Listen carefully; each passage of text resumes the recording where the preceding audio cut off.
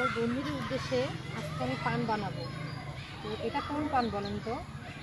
এটা হচ্ছে গিয়ে জঙ্গলি পান, যেটা হচ্ছে আমরা ছোটোবেলায় প্রচুর পরিমাণে বানাইতাম।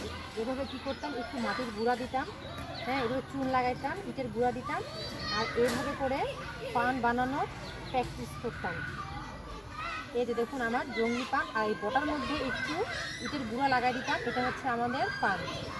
এটা কি খাওয়া যায়? খাওয়া যায় না, কিন্তু ছোটোবেলায় এই পানটা আমরা এত পরিমাণে বানাইছি, বাসায় মেহমান আসতে তাদের খেতে দিচ্ছি, কিন্তু এই শৈশবগুলো আমাদের যে কোথায় হারিয়ে গেল আমরা বলতে পারি না।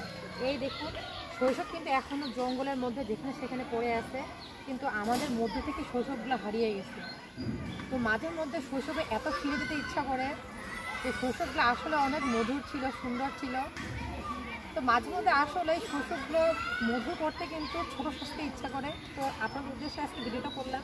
ঠিক আছে, আসসালামু আলাইকুম, সবাই ভালো থাকবেন, খোদা হাফিজ।